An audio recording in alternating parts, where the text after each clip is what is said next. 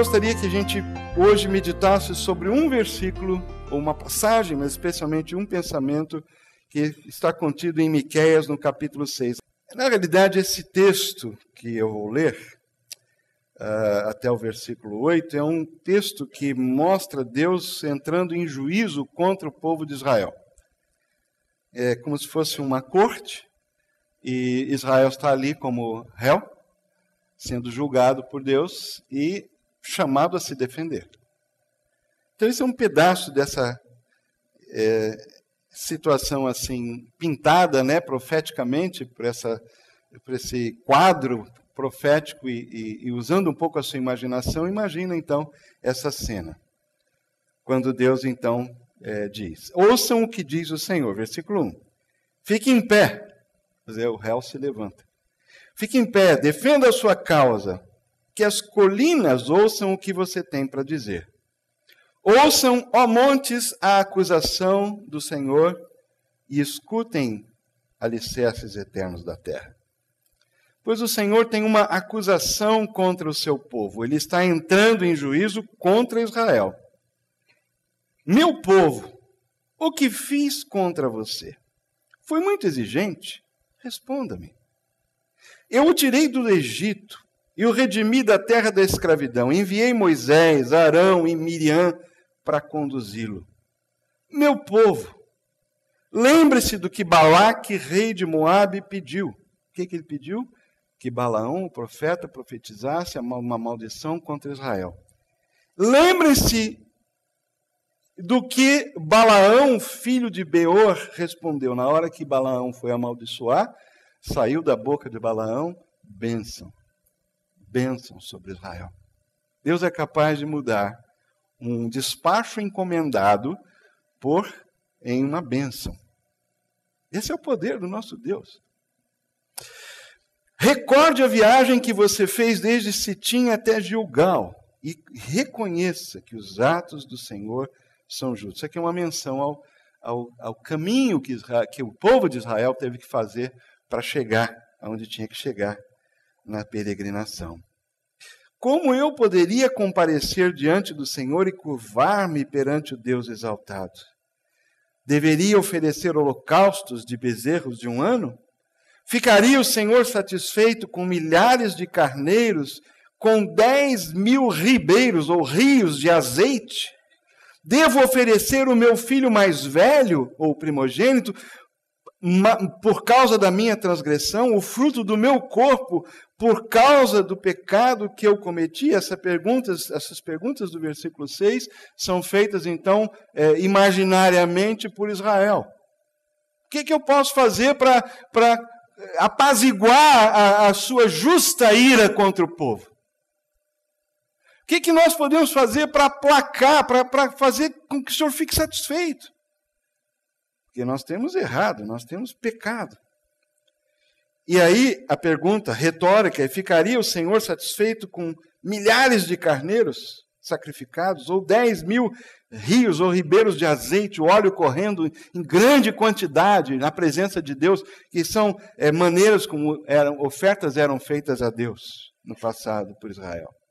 Ou, talvez o maior de todos os sacrifícios, oferecer, imolar o filho mais velho num altar ao Senhor, por causa do pecado que eu cometi. E a resposta está no versículo 8, que é o versículo que nós vamos parar nele agora. Ele mostrou a você, ó homem, o que é bom e o que o Senhor exige. 2 pontos. Pratique a justiça, ame a fidelidade e ande humildemente com o seu Deus. Ele, na versão anterior, Almeida atualizada, ele te declarou, ó homem, o que é bom. E o que é que o Senhor requer de ti, senão que pratiques a justiça, ames a benevolência e andes humildemente com o teu Deus. Senhor, nesse novo ano, nosso pedido e nossa oração é que o Senhor nos ajude a enxergar as promessas falsas, enxergar os falsos apoios, os falsos alicerces, os falsos fundamentos da nossa vida.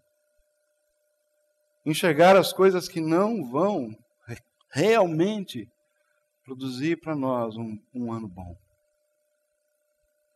E ao mesmo tempo, o Senhor abre o nosso coração, nosso entendimento, os olhos da nossa alma, para enxergarem, para perceberem o que é que realmente vai fazer deste ano de 2012 um ano bom.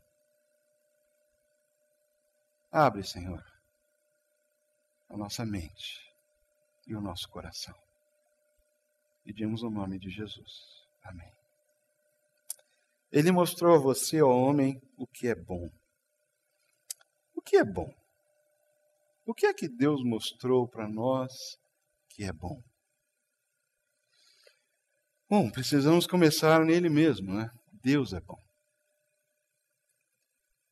Certo homem importante, Lucas 18, chegou e perguntou a Deus, a Jesus: bom mestre, que farei para herdar a vida eterna? Jesus respondeu: por que você me chama bom? Não há ninguém que seja bom, a não ser somente Deus. É fácil a gente atribuir bondade às pessoas, e a gente faz isso, não é? Fulano é bom, uma pessoa tão boa, uma alma boa. Mas, em última análise, de forma absoluta, só tem um bom, que é Deus. Só Ele é bom. E Jesus deixou isso claro, quando o jovem, uma outra passagem, a gente sabe que ele era jovem, chega para Jesus e faz essa pergunta espiritual, uma pergunta teológica: o que eu posso fazer para herdar a vida eterna? Mas antes disso, aquele moço que chegou com essa pergunta precisava entender com quem que ele estava falando. Por que você está me chamando bom mestre?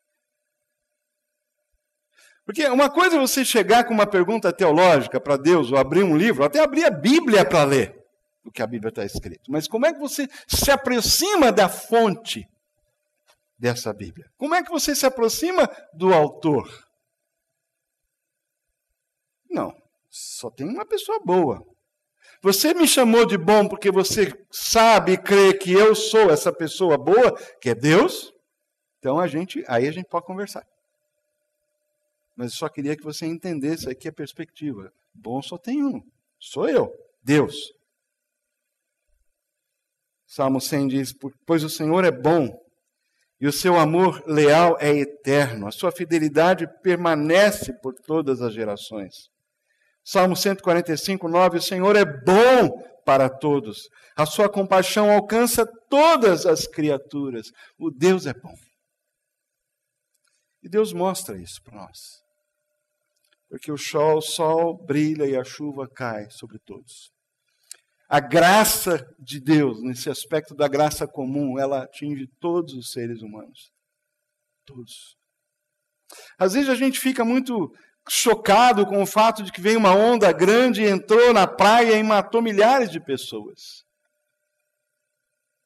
Mas a natureza obedece certas leis físicas.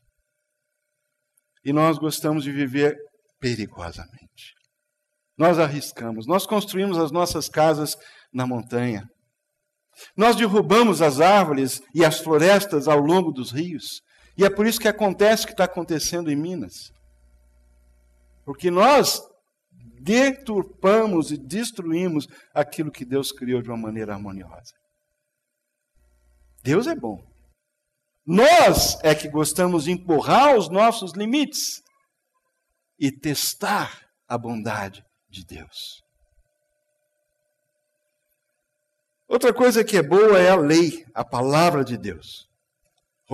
Paulo escrevendo aos Romanos, capítulo 7, versículo 12, disse: de fato, a lei é santa, e o mandamento é santo, e é justo, e é bom. A palavra de Deus é boa.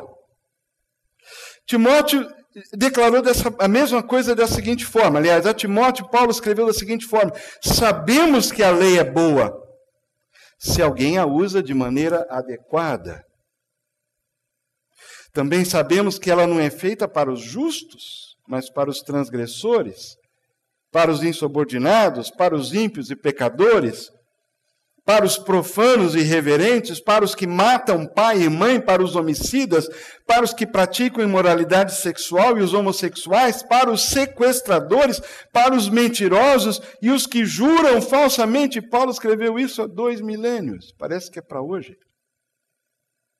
E para todo aquele que se opõe à sã doutrina, ao ensino sadio da palavra de Deus. Esse ensino sadio se vê no glorioso evangelho que me foi confiado, o evangelho do Deus bendito. A lei é boa. Só que quando a gente anda fora da lei, ela expõe tudo isso. E a gente sente culpa. Ela é boa. O problema não está na palavra de Deus. Ela não precisa ser redefinida, reexplicada, reinterpretada para significar algo que condiz com o espírito dessa época. Não. A palavra de Deus é eterna. E ela é boa. Ela é boa. Outra coisa que é boa é tudo que Deus criou. Gênesis 1:31, Deus viu que tudo que tinha feito havia ficado muito bom. Paulo também, escrevendo a Timóteo, diz: tudo que Deus criou é bom. Nada deve ser rejeitado. 1 Timóteo 4:4, se for recebido com ações de graças. A criação é boa. Tudo que Deus criou é bom. E mesmo lá no início, quando Deus encontrou alguma coisa que não estava boa, ele resolveu o problema. Quando ele viu que o homem estava só, ele disse: não é bom que o homem esteja só, e lhe fez uma auxiliadora idônea, alguém que o auxiliasse e lhe correspondesse. E quando Deus fez a mulher e a trouxe ao homem, foi uma alegria só. O casamento no Senhor também é bom. E o primeiro casamento foi feito no Senhor. Foi Deus que trouxe Eva para Adão. O casamento é bom no Senhor. A família no Senhor é boa. Dar graças e louvar a Deus também é bom. Salmo 92, como é bom render graças a Deus, ao Senhor, e cantar louvores ao teu nome. E agora, já são coisas que são um reflexo do nosso coração para a bondade de Deus, uma resposta nossa, porque Ele é bom, porque a palavra dele é boa, porque tudo que Ele criou é bom, porque também os seres humanos que Ele criou para viver em sociedade, em família, como casal, nele é bom. Então, a nossa resposta é dar graças e louvar. E como é bom, Salmo 92:1, render graças ao Senhor e cantar louvores ao teu nome, ó Altíssimo. Salmo 147:1, aleluia! Como é bom cantar louvores ao Senhor, como é agradável e próprio louvá-lo. É bom viver em harmonia. Salmo 133:1, como é bom e agradável quando os irmãos convivem em união. É bom viver em harmonia. Eu acho que não está aqui um casal que possivelmente vem nos visitar qualquer dia desse. Nos encontramos num determinado local recentemente e eles não estão indo numa igreja próxima do lugar onde eles moram, porque se desentenderam. Alguma coisa aconteceu. Não se sentiram bem ali, discordaram de algumas coisas, mas foi interessante que, puxando a linha, porque eu conheço a igreja, conheço o pastor, sei que é um pastor amoroso, que prega a palavra, estava puxando a linha para ver onde chegava, para ajudar esse casal, e de repente ela disse: mas eu me arrependi de ter saído. Não devia ter saído. Na mesma hora eu disse: então por que não volta? Volta, acerta, vá lá. Lá é o lugar. Retorne. E eu queria abrir um parênteses aqui. Se você percebe que alguém não vem, não está, sumiu, vai atrás. Pergunte. Acolha. Tenta ver o que aconteceu. E se você não puder resolver, fale comigo. Fale com a gente. Porque uma das coisas que nós temos que preservar é o vínculo que nós temos em Cristo, o vínculo da paz. Como é bom quando a gente vive em harmonia. E não pensem vocês que só porque a gente tem esse grupo menor e tem esse sentimento de família que é tão peculiar para uma congregação menor, que nós não vamos ter problema, ou que a gente já não tenha tido problema. Vou lhes afirmar que já tivemos vários, e alguns sérios, de relacionamento. Algumas pessoas não estão mais aqui exatamente por problemas dessa natureza. 2012 pode ser um ano bom, se a gente prestar atenção para isso. Viver em harmonia é bom. Dar resposta, Provérbios 15, 23, como parte dessa vida em família, dar a resposta apropriada é motivo de alegria. E como é bom um conselho na hora certa. Conselho bíblico. Quando a gente procura as pessoas que vão falar o que a gente precisa ouvir, não o que a gente quer ouvir. Pessoas que têm experiência, sabedoria. Essas são as pessoas que a gente tem que procurar para ouvir. Mas a gente foge disso, né? Orar pelas autoridades e pelos governantes é bom. 1 Timóteo 2. Antes de tudo, recomendo que se façam súplicas, orações, intercessões, ações de graças por todos os homens, pelos reis, por todos os que exercem autoridade, para que tenhamos uma vida tranquila e pacífica, com toda a piedade e dignidade. Isso é bom. Bom e agradável perante Deus, nosso Salvador, que deseja que todos os homens sejam salvos e cheguem ao conhecimento da verdade. Orar pelas autoridades, orar pelos governantes é bom. Agrada a Deus. É bom para nós. É bom para o país. É bom porque quando nós oramos, Deus ouve, responde, e aí nós podemos viver uma vida tranquila, pacífica, com a expressão da nossa fé em liberdade, como não existe em muitos países, e nós temos aqui ainda. É bom orar pelos governantes, pelos legisladores, para que isso permaneça no país, para que essa liberdade também a gente possa usar de uma maneira responsável. Como? Porque Deus deseja que todos sejam salvos e cheguem ao conhecimento da verdade, e com a liberdade que nós temos e a estabilidade política e a ordem social, numa estabilidade mínima, permite que o evangelho seja pregado livremente e pessoas se convertam. Esse é o objetivo final. Não é só o bem bom, não é só a qualidade de vida. Estamos aqui para pregar o evangelho. E oramos para que Deus nos ajude a ter um país estável, ordeiro, pelo menos o mínimo de ordem e estabilidade. Apesar de tudo, para que o evangelho continue a ser espalhado, pessoas se convertam. E com mais pessoas se convertendo, quem sabe a próxima geração vai se levantar de pessoas diferentes da que está hoje no poder. Quem sabe seus filhos, seus netos. É bom orar pelas autoridades, pelos governantes. Há muitas outras coisas boas. Em resumo, tudo que é bom vem de Deus. Tiago 1, 16 a 18, meus amados irmãos, não se deixem enganar. Toda boa dádiva, todo dom perfeito vem do alto, descendo do Pai das luzes, que não muda como sombras inconstantes. Foi por sua decisão que ele nos gerou pela palavra da verdade, a fim de sermos como os primeiros frutos de tudo que ele criou. Toda boa dádiva, todo presente, dom perfeito, vem do alto.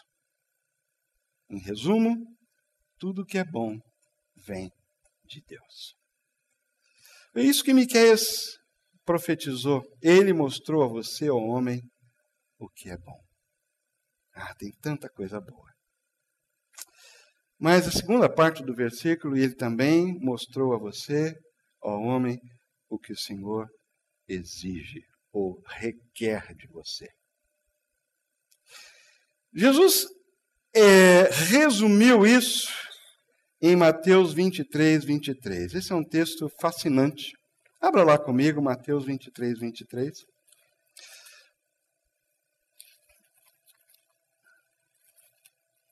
Jesus era extremamente amoroso, mas ele não tinha muita paciência com a atitude dos fariseus. E ele expunha a falsidade, a hipocrisia deles. Mateus 23, 23. Olha só, o texto todo, o capítulo todo, começa ali no versículo 1. Então disse Jesus à multidão e aos seus discípulos: os mestres da lei e os fariseus se assentam na cadeira de Moisés. Eles se achavam. Eram os donos da verdade. As pessoas iam a ele para saber como é que deviam viver para agradar a Deus. Eles eram tidos como os peritos em espiritualidade da época. Imaginem. Aí Jesus vem e expõe a falsidade do sistema que eles haviam criado, tornando a relação com Deus algo pesado, algo que era cheio de regras e muito mais complexo do que até a própria Bíblia tinha estabelecido para o povo de Israel. De tal maneira que o povo se sentia incapaz de agradar a Deus. E tinha que voltar sempre ao templo oferecendo sacrifícios e, lógico, eles exploravam também comercialmente os animais que eram sacrificados no templo, era uma fonte de lucro para eles. Eles dominavam o povo espiritualmente dessa forma. Gente, está acontecendo alguma coisa assim hoje? Abra os olhos.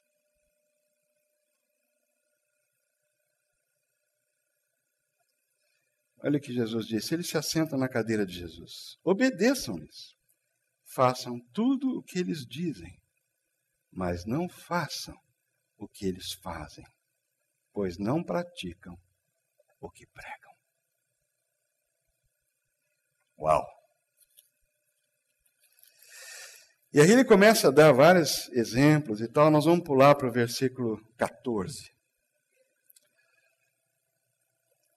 Ai de vocês, mestres da lei, fariseus hipócritas, vocês devoram as casas das viúvas e, para disfarçar, fazem longas orações. Mas vocês serão castigados mais severamente por isso. Ai de vocês, mestres da lei, fariseus hipócritas, porque percorrem mar e terra para fazer sentido, e quando conseguem, vocês o tornam 2 vezes mais filho do inferno do que vocês. Ai de vocês, guias cegos, pois dizem, se alguém jurar pelo santuário, isso nada significa. Mas se alguém jurar pelo ouro do santuário, está obrigado por seu juramento. Vai ter que também pagar. Cegos insensatos. O que é mais importante, o ouro ou o santuário que santifica o ouro? Vocês também dizem, se alguém jurar pelo altar, isso nada significa. Mas se alguém jurar pela oferta que está sobre ele, está obrigado pelo seu juramento. Cegos. O que é mais importante, a oferta ou o altar que santifica a oferta? Portanto, aquele que jurar pelo altar, jura por ele e por tudo que está sobre ele. E o que jurar pelo santuário, jura por ele e por tudo que nele habita. E aquele que jurar pelos céus, jura pelo trono de Deus e por aquele que nele assenta. Ai de vocês, mestres da lei e fariseus hipócritas. Vocês dão o dízimo da hortelã, do endro e do cominho, mas têm negligenciado os preceitos mais importantes da lei. Aí está o resumo de Miqueias 6:8. A justiça, a misericórdia e a fidelidade. Vocês devem praticar estas coisas sem omitir aquelas. Guias cegos. Vocês comem um mosquito e engolem um camelo. E vai por aí afora. Mas esse é o resumo que Jesus faz de Miqueias. Esse versículo que nós lemos naquele contexto. Ai de vocês, mestres da lei, fariseus hipócritas, vocês dão o dízimo da hortelã, do endro e do cominho, mas tem negligenciado os preceitos mais importantes da lei. Quais são eles? A justiça, a misericórdia e a fidelidade. Deus nos mostrou tudo que é bom, mas Deus também requer de nós algumas coisas. E a primeira delas é a justiça. Que o Senhor exige que pratique a justiça.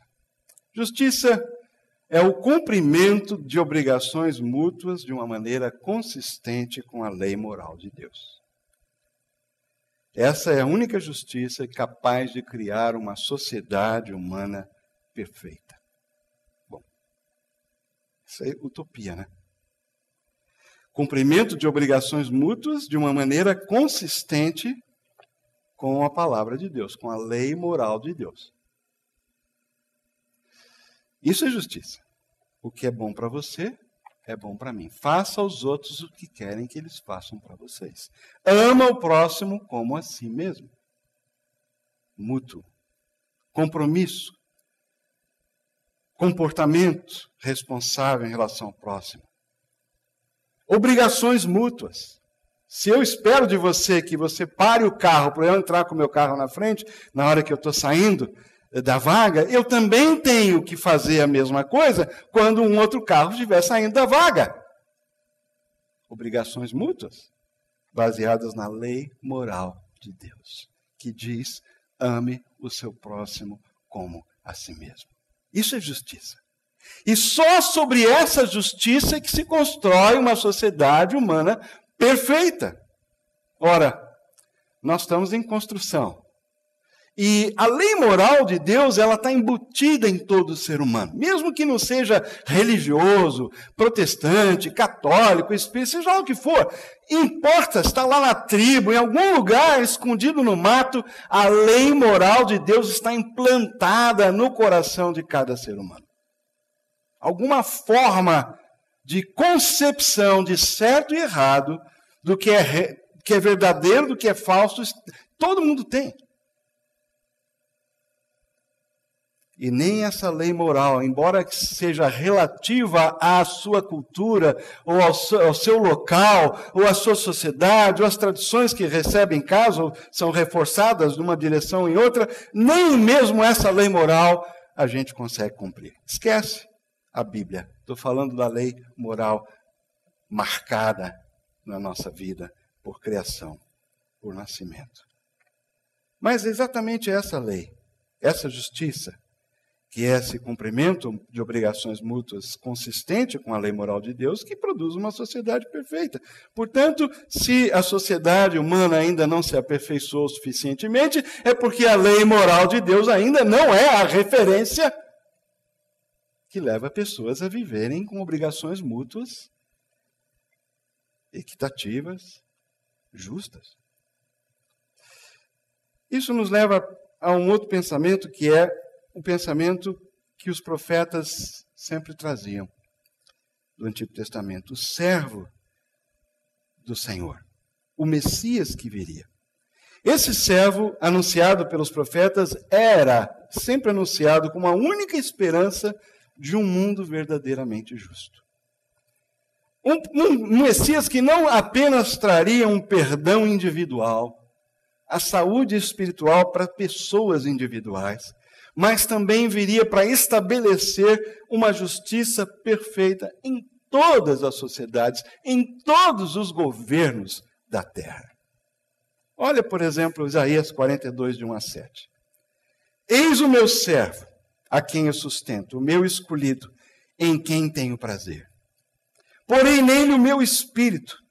Agora veja quantas vezes a palavra justiça aparece nessa profecia. Porém nele, então, referindo-se a Jesus, porém nele o meu espírito, e ele trará justiça às nações. Não gritará, nem clamará, nem erguerá a voz nas ruas, não quebrará o caniço rachado, não apagará o pavio fumegante. Ele não veio para destruir o que está quase acabando, o que já está mal. Não foi para isso que Jesus veio. Não veio botar para quebrar, nesse sentido. Fazer um espetáculo público. Aliás, ele tinha ojeriza de espetáculo. Ele fugia de espetáculo. Toda vez que alguém queria aproveitar a popularidade de Jesus para fazer dele uma personalidade mundial, ele fugiu, ele recusou. Ele não vai gritar, ele não vai clamar, ele não vai erguer a voz nas ruas. Ele, com fidelidade, novamente, fará justiça. Não mostrará fraqueza, nem se deixará ferir, até que estabeleça a justiça na terra. Como em toda a profecia messiânica, você tem aqui uma mistura de coisas que se referem à primeira vinda de Jesus e coisas que se referem à sua segunda vinda. Está misturado aqui. Algumas coisas já aconteceram, outras estão por vir. Nós vivemos nesse período intermediário entre a primeira vinda de Jesus e a segunda vinda de Jesus. E é complicado viver nesse período. É desafiante viver nessa época. Mas é a época em que eu e você vivemos. Não temos escolha. Estamos vivendo nela. Então nossos olhos têm que se, nossa mente tem que se lembrar do que foi realizado e começou a acontecer na primeira vinda de Jesus. E os nossos olhos têm que ser colocados na segunda vinda de Jesus, entendendo que esses são os dois polos que realmente balizam, estruturam a nossa vida aqui na terra. As duas vindas. E a justiça presente. Porque Ele é o Rei da justiça. Rei da justiça. Não mostrará fraqueza, nem se deixará ferir, até que estabeleça a justiça na terra. Isso não aconteceu de uma maneira plena? Claro que não. Em sua lei as ilhas porão sua esperança.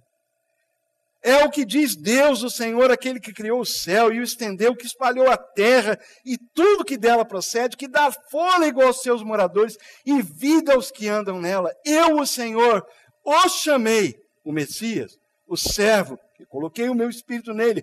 Eu, o Senhor Deus, o chamei para justiça. Segurarei firme a sua mão. Eu o guardarei e farei de você um mediador para o povo, uma luz para os gentios, para abrir os olhos aos cegos, para libertar da prisão os cativos, para livrar do calabouço, da prisão, os que habitam na escuridão. Justiça. Ele é a única esperança de um mundo verdadeiramente justo. Uma justiça que não se manifesta apenas na salvação individual, mas eventualmente, um dia, na imposição, na implantação, na permeação, se existe essa palavra, na infusão da justiça no sistema. Isso vai acontecer. Uau! Estou esperando. Isso é tão importante que quando Jesus pregou, e está gravado lá em Mateus, especialmente um pouco mais de conteúdo, mais abrangência, o Sermão da Montanha, ele disse, bem-aventurados, capítulo 5, versículo 6, depois versículo 10, bem-aventurados os que têm fome e sede de justiça, pois serão satisfeitos. Se você se identifica com essa justiça, se você tem fome e sede dela, se é isso que você aguarda, e se a sua esperança está no Rei da Justiça, se é nele que você coloca os seus olhos e vive para ele aqui, nesse período intermediário, você é bem-aventurado, pois você será satisfeito.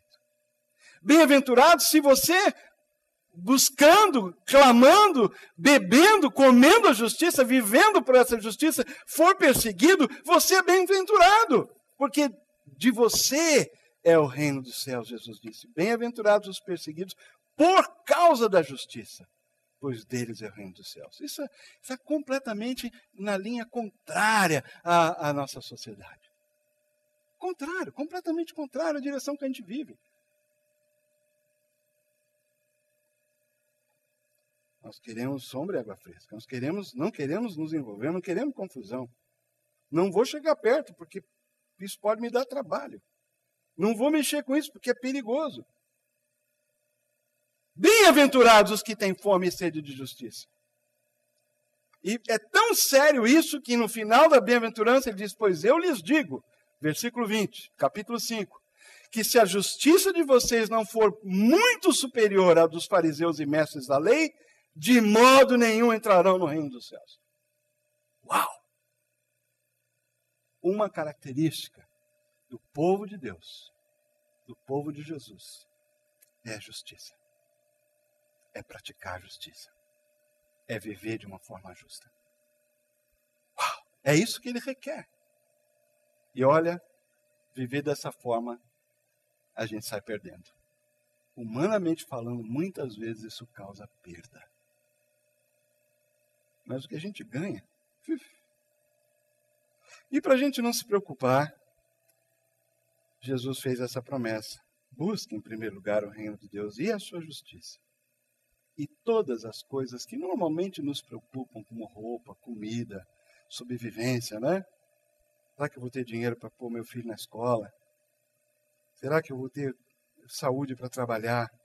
Será que eu vou ter alguém na minha velhice para cuidar de mim? Todas essas coisas que são preocupações nossas. Busque em primeiro lugar o reino de Deus e a justiça. E todas essas coisas lhe serão acrescentadas. É essa a importância de praticar a justiça. De viver dessa forma. Mas a segunda palavra que ele ama é fidelidade. Na NVI, essa palavra é complicada, porque na atualizada, a revista atualizada, usa benevolência, na tradução brasileira, misericórdia, na revista corrigida, beneficência. Afinal de contas, é fidelidade ou benevolência, misericórdia ou beneficência? Bom, deixa eu fazer uma escolha. É tudo isso. Mas eu prefiro a palavra misericórdia. Aliás, agora eu estou usando a interpretação, aquele resumo de Jesus, que usa essa palavra especificamente, referindo-se à profecia de Miqueias. Misericórdia. E eu acho que eu não preciso me deter tanto nesse conceito, quanto me deter no conceito de justiça. Porque, na realidade, a misericórdia é uma das características do coração de Deus. Se a justiça tem a ver com obrigações mútuas, né, embasadas na lei moral de Deus, faça aos outros o que quer que faça a você, ama o próximo como a si mesmo, a misericórdia vai além. A misericórdia é aquilo que você faz. Não porque o outro vai fazer igual. Você faz. Faz quando não merece. Dá quando já deu e não ajudou muito. Misericórdia é aquilo que Oséias disse, pois da parte de Deus desejo misericórdia e não sacrifícios, conhecimento de Deus em vez de holocaustos. Misericórdia tem a ver com aquilo que aconteceu quando Jesus, Mateus capítulo 9, versículo 9, saindo, viu um homem chamado Mateus, sentado na coletoria. E ele era um coletor de impostos, um judeu que trabalhava para o Império Romano, ele era odiado pelos seus conterrâneos. Era um emprego que ele arrumou. Estava ganhando seu dinheirinho. E do lado do vencedor. Império Romano. Um monte de soldado ali para proteger. E foi a vida que ele encontrou. Mas ele era feliz? Não. Ele era satisfeito? Não. Ele era amado? Não. Aí Jesus passa e fala, siga-me. Só bastou isso. Mateus levantou-se e seguiu. Estando Jesus em casa, foram comer com ele seus discípulos, muitos publicanos. Que Mateus é? Publicano é um coletor de imposto. Então Mateus tinha os seus amigos. E foram os amigos de Mateus. Opa! Uma chance da gente conversar com esse cara. E pecadores, pessoas da ralé. Vendo isso, os fariseus perguntaram aos discípulos de Jesus. Não perguntaram para Jesus, não, porque eles já estavam sabendo que as respostas que Jesus dava deixavam eles sem graça. Então eles iam para os discípulos. Não são os que têm, ele disse, por que o mestre de vocês come com publicanos e pecadores? Porque os fariseus não comiam com pessoas desqualificadas. Eles se mantinham puros. Eles não se misturavam. Nós éramos os santos, eles diziam. Aí Jesus ouviu e disse, não são os que têm saúde que precisam de médico, mas sim os doentes. Vão aprender o que significa isso. Disse aos fariseus, vão aprender o que significa isso. O quê? Desejo misericórdia e não sacrifícios. Pois eu não vim chamar justos, e sim pecadores. A misericórdia é isso. Vocês não leram o que fez Davi, capítulo 12 de Mateus, quando ele e seus companheiros estavam com fome?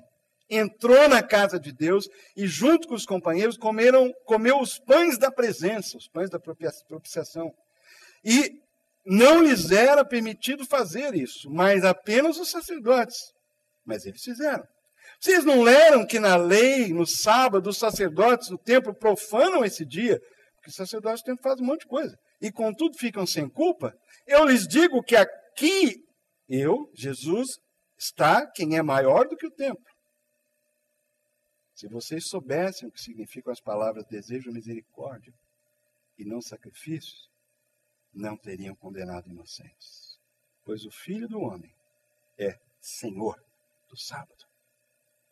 Misericórdia tem a ver com atitude, tem a ver com perdoar, tem a ver com ajudar, tem a ver com suportar, tem a ver com dar outra chance, tem a ver com continuar do lado. Tem a ver com custo. Esse é o segundo requisito para um ano de 2012 bom. Ame a misericórdia. E, finalmente, ande humildemente com o seu Deus. A palavra que Jesus usou aí para resumir isso foi fidelidade. Fidelidade. Humildade não significa você bater no peito, abaixar a cabeça e ficar num cantinho lá, né? Não querendo aparecer. Humildade tem a ver com você saber quem é seu Deus e quem é você. Quem é Deus? Quem é o Criador e quem é a criatura?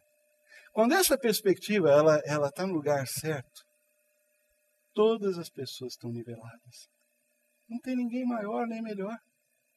Ninguém. Porque só tem um bom, só tem um Deus, só tem um Senhor, só tem um Rei, só um.